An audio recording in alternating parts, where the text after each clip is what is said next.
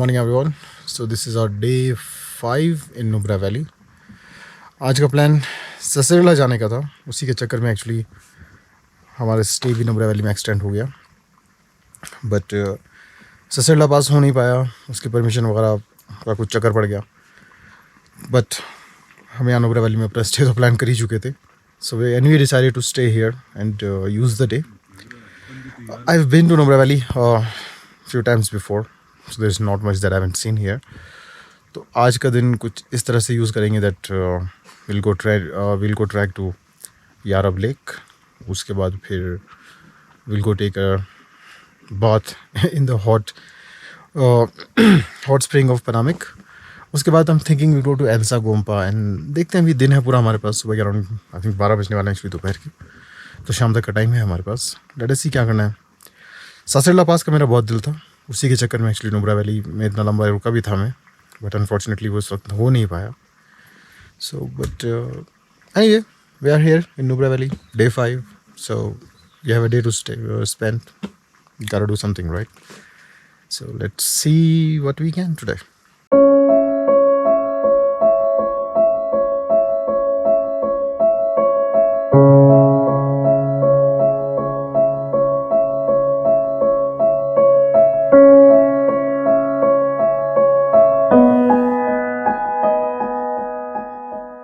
Nubra valley में हम लोग सुमूर गांव में रुके हुए थे।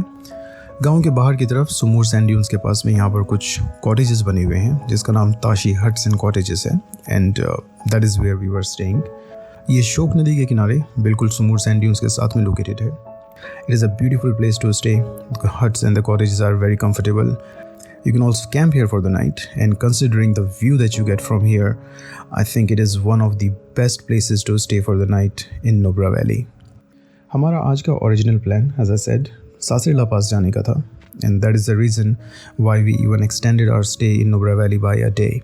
But unfortunately, सासरला पास जाने की परमिशन हमें मिली नहीं, but since we were already in Nubra Valley for another day, we decided to use it for some local sightseeing, and the first destination on mind was Yarab Tso Lake. Yarab Tso एक छोटी सी lake है जो Nubra valley में पनामिक और सुमूर के बीच में located है। It is considered as a holy lake by both Buddhists and the Muslims who live in this region. ये एक छोटी सी लेक है, ज़्यादातर लोग इसके बारे में जानते नहीं, ज़्यादातर लोग इस तरफ आते नहीं। Most of the tourists they prefer going to larger lakes like Pangong Tso या फिर Tso Muriti.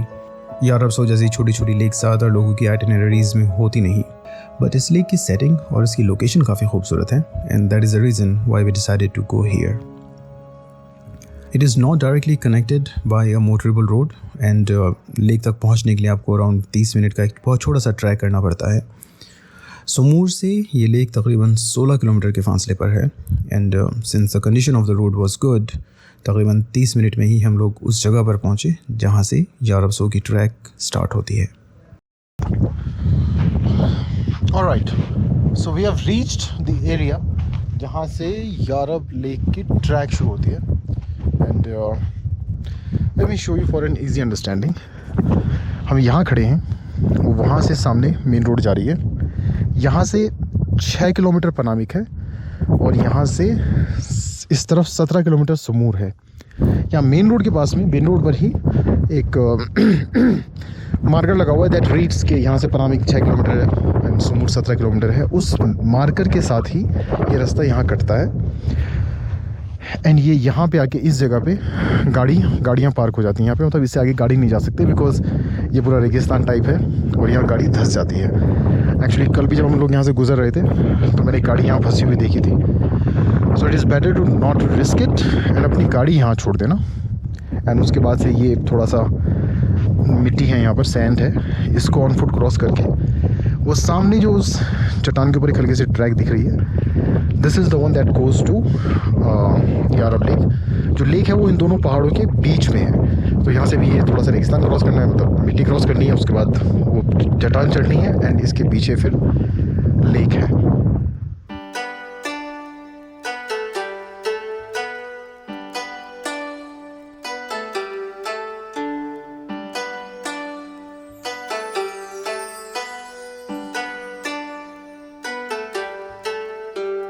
Alright, so रेगिस्तान पार हो चुका है और अब यहाँ से ये एवरेस्ट चढ़ना है। जस्ट किडिंग इतना मुश्किल नहीं है, थोड़ा सा यहाँ स्टीप है, आगे तो ठीक ही लग रहा है, बट देखते हैं।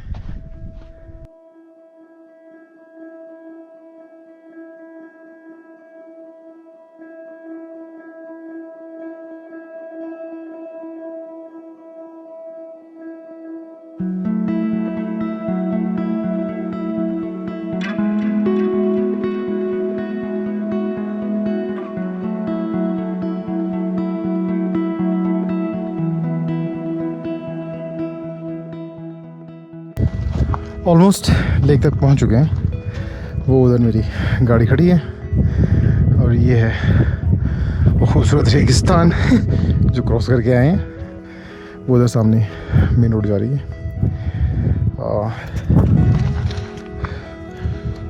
This lake is considered sacred and religious by the locals. I'm not too sure, but जहाँ तक मैंने सुना है कि खुद दलाई लामा भी इस लेक तक आ चुके हैं, जिसकी वजह से इस लेक में नहाना, कपड़े धोना वगैरह कुछ भी अलाउड नहीं है। That over there is the first view of the lake, इन सब पहाड़ों के बीच में। That is the track that's going down. So let's go carefully. Cameras पकड़े हुए मैंने, एक हाथ में GoPro है, गले में DSLR टंगा हुआ है। So slowly and carefully.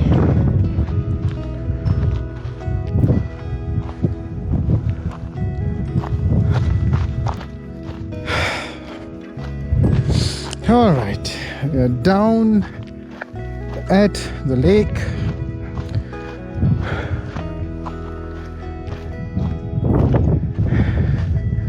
And once again, यहाँ एक पत्थर पे लिखा हुआ है swimming in the lake is prohibited.